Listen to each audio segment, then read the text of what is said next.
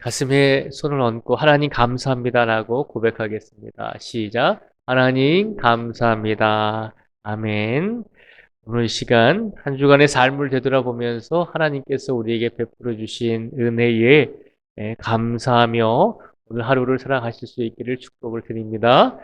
오늘 시편 95편의 말씀을 보면 이 시편 저자가 우리에게 권면합니다. 무엇을 권면하냐면 하나님을 찬양하자라고 권면을 합니다. 그런데 하나님을 왜 찬양해야 하냐면 몇 가지 이유를 우리에게 알려주고 있는데요. 먼저 3절의 말씀을 저희가 같이 읽어보겠습니다. 3절의 말씀을 같이 읽겠습니다. 시작. 여호와는 크신 하나님이시여 모든 신들보다 크신 왕이시기 때문이로다. 아멘. 우리가 하나님을 찬양해야 하는 이유는 우리 하나님은 크신 하나님이시고 모든 신들보다 크신 왕이시기 때문에 우리가 하나님을 찬양해야 한다라고 그렇게 권면을 합니다. 모든 신들보다 크시다라고 하는 표현은 이 세상에 있는 어떤 우상들이나 다른 사람들이 섬기는 이방신들을 인정하는 것이 아니라 그만큼 모든 신들보다 우리 하나님께서 크시다라고 하는 것은 우리 하나님의 절대적인 모습을 말씀하고 있는 것입니다. 우리 하나님은 이 세상을 유일하게 지키시고 이끌어 가시는 절대적인 하나님이시기 때문에 우리가 그 하나님을 찬양해야 한다는 것입니다. 그리고 6절과 7절 말씀에 보면 이렇게 표현을 하고 있습니다. 오라 우리가 굽혀 경배하며 우리를 지으신 여호와 앞에 무릎을 꿇자.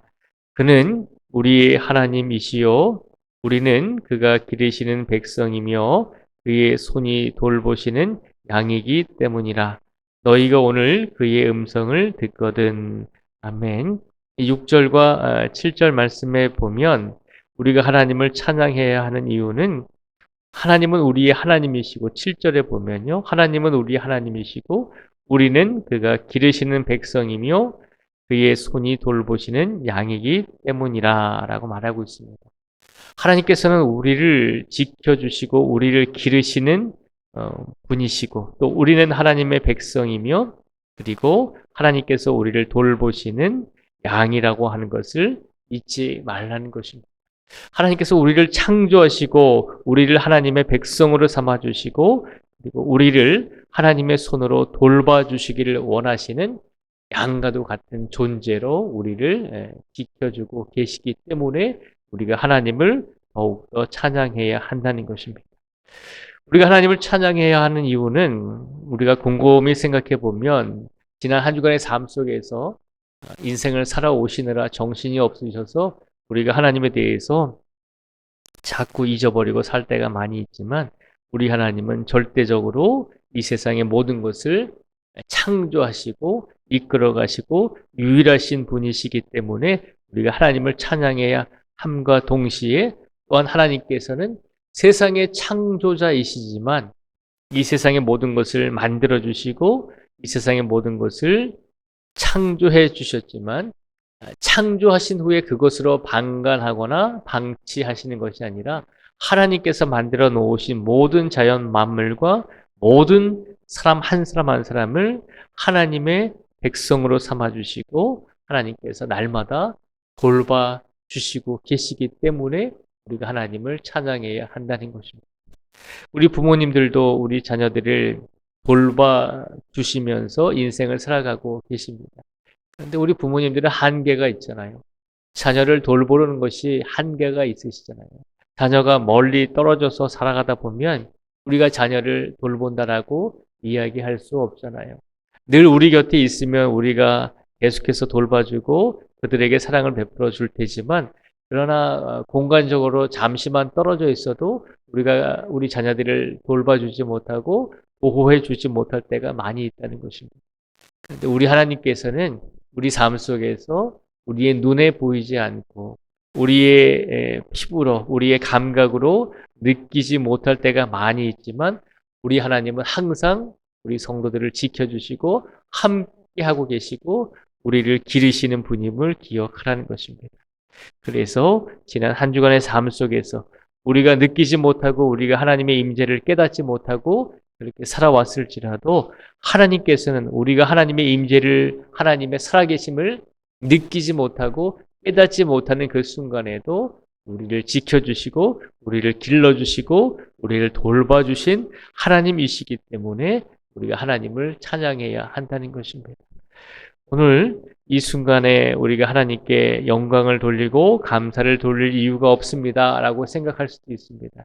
그러나 우리가 하나님께 감사와 영광을 돌려야 되는 이유는 하나님께서 우리를 지켜주시고 오늘도 우리의 영혼을 창조해 주시고 오늘도 우리의 모든 것을 돌봐주시고 함께 해주시기 때문에 그 사실 한 가지만이라도 우리가 더 확실하게 깨닫고 하나님께 영광을 돌려야 된다는 것입니다. 이어서 시편 저자는 우리에게 또 한 가지를 당부합니다. 또 한 가지가 뭐냐면 8절에서 11절까지의 말씀에 보면 또 한 가지를 당부하고 있는데요. 8절부터 11절까지의 말씀을 저희가 함께 같이 한번 읽어보겠습니다. 시작. 너희는 무리바에서와 같이 광야의 마사에서 지냈던 날과 같이 너희 마음을 완악하게 하지 말지어다. 그때 너희 조상들이 내가 행한 일을 보고서도 나를 시험하고 조사하였도다. 내가 40년 동안 그 세대로 말미암아 근심하여 이르기를 그들은 마음이 미혹된 백성이라 내 길을 알지 못한다 하였도다. 그러므로 내가 노하여 맹세하기를 그들은 내 안식에 들어오지 못하리라 하였도다. 아멘. 8절에서 11절까지 말씀에 보면 오늘 시편 저자가 한 가지를 더 우리에게 권면하고 부탁하고 있습니다. 그것은 하나님을 찬양할 뿐만 아니라 하나님의 말씀에 순종하는 삶을 살아가는 성도들이 되라는 것입니다. 다른 말로 표현하면 하나님께 불순종하는 삶을 살지 말라는 것입니다. 그래서 한 가지 예를 들면서 이스라엘 백성들의 예를 들고 있습니다. 이스라엘 백성들이 광야에서 하나님의 말씀을 아주 지지리도 안 들었잖아요. 지독하게도 안 들었잖아요. 그런데 그들이 하나님의 말씀을 듣지 않았던 이유가 무엇인가 하면 하나님께서 역사하시거나 하나님의 놀라운 기적을 보지 못해서가 아니다라고 하는 것이죠. 9절에 보면 이렇게 고백하잖아요. 그때에 너희 조상들이 내가 행한 일을 보고서도 나를 시험하고 조사하였도다라고 그렇게 표현을 하잖아요. 이스라엘 백성들이 하나님의 말씀에 불순종했던 것은 하나님의 역사와 하나님의 놀라운 기적과 하나님의 은혜를 체험하지 못해서가 아니라 하나님의 은혜를 체험하고 하나님의 놀라운 기적을 경험했음에도 불구하고 그들은 하나님께 불순종했다는 것입니다. 이것이 사람의 본성 중에 하나라고 하는 것입니다. 우리들도 그렇잖아요. 하나님께 인생 속에서 많은 은혜를 받았음에도 불구하고 때로는 그것을 잊어버리고 기억하지 못하고 우리가 언제 하나님께 은혜를 받았습니까? 라고 그렇게 엉뚱한 말을 하면서 하나님께 불순종할 때가 있잖아요. 그런 것들을 조심하라는 것입니다. 우리 신앙생활에서 하나님께서 우리에게 은혜를 안 주셨기 때문에 우리가 하나님의 놀라운 사랑을 체험하지 못했기 때문에 하나님께 불순종하는 것이 아니라 그런 놀라운 은혜와 사랑을 경험하고 체험했음에도 불구하고 우리들은 자꾸 하나님의 말씀대로 살지 아니하려고 하는 그런 욕심과 그런 마음들이 들 때가 많이 있다는 것입니다.